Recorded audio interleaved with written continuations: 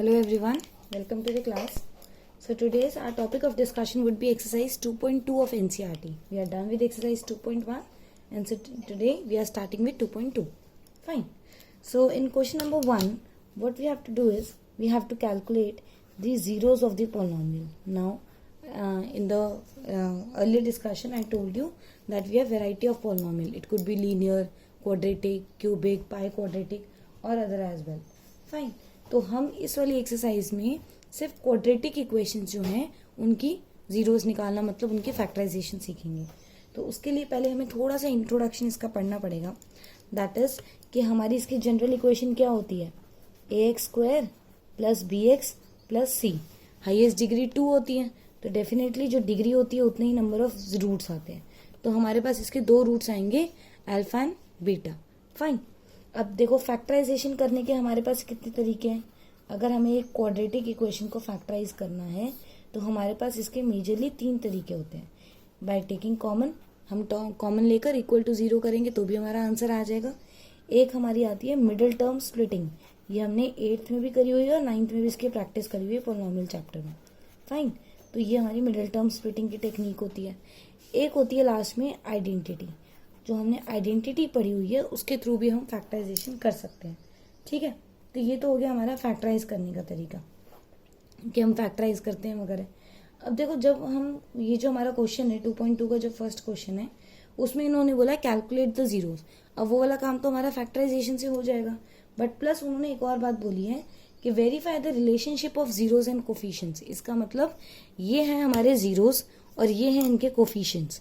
अब इन दोनों के बीच में एक रिलेशन निकालना है तो वो रिलेशन हमें वेरीफाई करना है. कैसे होता है वो, अगर हमारे पास एक जनरल इक्वेशन है या कोई भी क्वाड्रेटिक इक्वेशन है, ठीक है, अगर मुझे विदाउट फैक्टराइजेशन डायरेक्टली उसके रूट्स का सम निकालना है तो मेरे पास एक जनरल शॉर्ट ट्रिक होती है, दैट इज -b/a. ये डायरेक्ट फॉर्मूला होता है.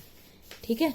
अगर मुझे ये फैक्टराइजेशन वाला पार्ट नहीं करना, मुझे डायरेक्टली इन दोनों का सम निकालना है और क्या करना है, इसको कोफिशिएंट्स के वे में लिखना है. तो वो होता है -b/a, that is coefficient of x upon में कोफिशिएंट ऑफ x² का नेगेटिव. ठीक है. और ऐसे ही अगर मुझे इनका प्रोडक्ट ऑफ रूट्स निकालना है, दोनों रूट्स को मल्टीप्लाई करके डायरेक्टली आंसर निकालना है, तो वो होता है c अपॉन में, that is constant term upon में कोफिशिएंट ऑफ x². ठीक है. तो ये हमारी फैक्टराइजेशन करने के तरीके हो गए और ये हमारे कोफिशिएंट्स और जीरोस के बीच का रिलेशनशिप हो गया. तो ये वाले जो क्वेश्चन है, फर्स्ट क्वेश्चन के जो पार्ट्स हैं उसमें हमें यही वेरीफाई करना है. तो हम स्टार्ट करते हैं. देखो जो हमारा फर्स्ट क्वेश्चन है, पहले देखो वो कौन से वाले मेथड से हो सकता है. We should be going by taking common, middle term splitting और आइडेंटिटी. तो ये हम कैसे फिगर आउट करेंगे. हमने क्वेश्चन लिखा x² - 2x - 8.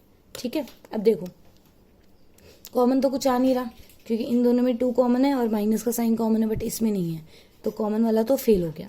आइडेंटिटी भी नहीं हो सकती, ये x का स्क्वायर है बट ये दोनों किसी के स्क्वायर नहीं है तो वो वाला काम भी नहीं होता.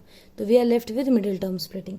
अब मिडिल टर्म स्प्लिटिंग हम कैसे करते हैं, हमें एक ऐसा नंबर, बेसिकली 2 ऐसे नंबर चाहिए होते हैं जिसको मल्टीप्लाई करके तो इन दोनों के का प्रोडक्ट आए, दैट इज -8. ठीक है. और जिसको सम कर आए -2. मतलब मुझे 2 ऐसे नंबर चाहिए जिसको मल्टीप्लाई कर -8 आए और सम कर -2 आए. तो जो फर्स्ट थॉट मेरे दिमाग में आता है वो आता है -4x प्लस का 2x माइनस का 8. देखो कैसे करते हैं ये वाली चीज़. हमारे पास कितने ऐसे टेबल्स हैं जिसमें 8 आता है. हम अगर इसको कर सकते थे 8 × 1 कर सकते थे, हम इसको 4 × 2 कर सकते थे. 2 ही पॉसिबल वे थे. अब 8 और 1 को अगर प्लस करूँ तो 9 आता है, माइनस करूँ तो 7 आता है. इसको प्लस करूँ तो 6 आता है, माइनस करूँ तो 2 आता है. ठीक है. चाहिए क्या था मुझे, 2 चाहिए था. ये वाला 2 चाहिए था तो मेरा सिलेक्ट कौन सा हो गया, ये वाला सिलेक्ट हो गया. अब देखो मुझे -8 चाहिए तो -8 करने के लिए दोनों में से किसी एक को माइनस देना पड़ेगा. ठीक है. लेकिन किसको माइनस दूँ, वो कौन डिसाइड करता है, सम टर्म. जो सम का साइन होता है वो बड़े वाले का साइन होता है. तो इसका मतलब मुझे 4 को माइनस देना पड़ेगा और 2 को प्लस देना पड़ेगा. तो इस हिसाब से मैंने -4x और प्लस का 2x लिख दिया. अब कई बच्चे क्या करते हैं, इधर x लिखना भूल जाते हैं तो वो भी चीज़ गलत है. क्यों, क्योंकि अगर आप x के टर्म को स्प्लिट कर रहे हो तो आपकी जो टर्म्स आएगी वो x में तो आएगी, कांस्टेंट या x² टर्म कैसे आएगी. फाइन. तो ये सब चीज़ों का ध्यान रखना बहुत ज़्यादा ज़रूरी है. अब हमने क्या करा, जो हमारे पास 3 वो टर्म्स थी उसको हमने 4 टर्म्स में स्प्लिट कर लिया। तो अब तो क्या होगा, 2 का पेयर बना लो और कॉमन ले लो। यहाँ से x कॉमन लिया तो x माइनस 4, यहाँ से 2 कॉमन लिया तो x माइनस 4, ये हो जाएगा x माइनस 4, ये हो जाएगा x प्लस 2। अब अगर फैक्टर्स निकालने हैं तो यहीं तक छोड़ दो, बट हमें यहाँ पे फैक्टर्स नहीं, हमें जीरोस निकालने थे। तो जीरोस निकालने के लिए क्या करते हैं, इसको इज इक्वल टू 0 करने पड़ते हैं। ठीक है, इज इक्वल टू इसको 0 करना पड़ता है। तो ये क्या हो जाएगा, x इज इक्वल टू -4 उधर जाके +4, और जब x प्लस 2 को इज इक्वल टू 0 करेंगे तो x की वैल्यू आ जाएगी -2। तो इस तरीके से हमारे पास ये 2 जीरोस आ गए। अब इसमें से एक को आप अल्फा बोल दो और एक को बीटा बोल दो। ये कोई ऐसे फिक्स नहीं होता कि भाई इसी को अल्फा बोलना है, पहले वाले को आप बीटा बोल सकते हो, कोई दिक्कत नहीं है। ठीक है, अब हमारे पास जो चीज़ आती है वो आती है वेरिफिकेशन की। इस क्वेश्चन में हमारे 2 पार्ट्स हैं, फाइंड द जीरोस वो हमने कर दिया, अब आती है वेरिफिकेशन। तो वेरिफिकेशन कैसे करोगे, पहले सिंपल अल्फा और बीटा को प्लस कर दो। तो अल्फा बीटा को प्लस करोगे तो 4 + -2 क्या आएगा, दिस इज 4 - 2 2, ये आ गया। अब इसको वेरीफाई करने के लिए इसका RHS लिखना पड़ेगा। तो देखा जाए, सॉरी पहले प्रोडक्ट निकाल लो, चलो 4 इंटू में -2 तो ये क्या हो जाएगा -8। तो सम और प्रोडक्ट क्या आ गया ये। अब जो कोफिशिएंट्स की हेल्प से करते हैं, ये निकाला मैंने जीरोस की हेल्प से, अब मैं निकालूंगी कोफिशिएंट्स की हेल्प से। तो x plus beta, sorry alpha plus beta क्या होता है, माइनस का b by minus of b is x का कोफिशिएंट, x का कोफिशिएंट क्या है -2, तो इसको पुट कर दिया -2। एक है x स्क्वायर का कोफिशिएंट 1, तो माइनस माइनस कट के इसकी वैल्यू क्या आ गई 2 आ गई, ये 2 हो गया।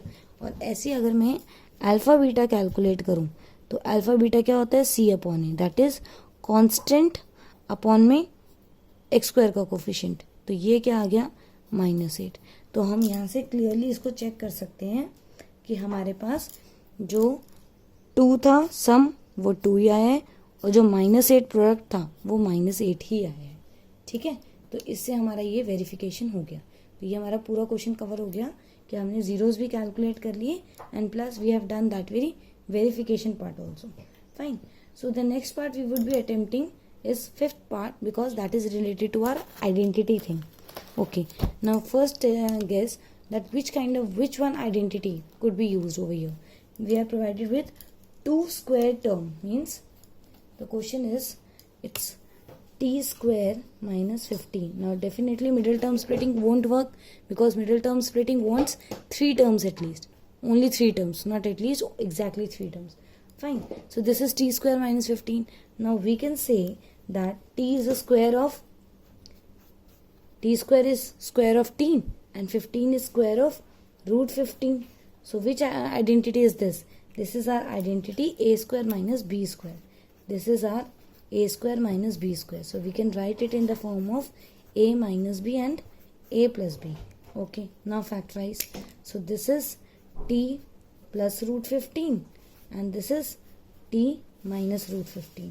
Now as we would equate it to 0, so this t plus root 15 is equal to 0, so t is minus root 15, and when t minus root 15 is equal to 0, so t is plus root 15. Fine, so this is a t minus root 15 and plus root 15. Now using zeros calculate the sum of roots. So what is the sum of minus root 15 and plus root 15? It's 0. Okay, and what is product? Minus root 15 into root 15. So this is minus 15. Fine, so here is our sum and zeros of the roots. Now what about these sum and zeros using coefficients? So using coefficients, sum of roots would be minus b upon a. Now as you know, b is the coefficient of degree 1 term, and definitely in the question we don't have degree 1 term, so this is 0. So minus 0 upon 1 is definitely a 0, and alpha beta is c upon a, that is constant upon the coefficient of x square, or here you can say t square. So this is minus 15 by 1, so this is a minus 15. So from this very thing, using identity also, we have calculated our 2 zeros, and then we have what we have done, First we have calculated the sum and product using the zeros, and then we have calculated the sum and product using the coefficients, and you can see that definitely the answer coming is correct. They are matching. Fine. So this is our first, let's say 2.2 first question, in which we were asked to calculate the zeros and verify the relationship. In the next part, we would be doing second question of this very exercise only. Okay. If you find any kind of doubt in any other part, you can tell me in the comment box and I'll get back to you. Okay. Till then, bye bye. Take care.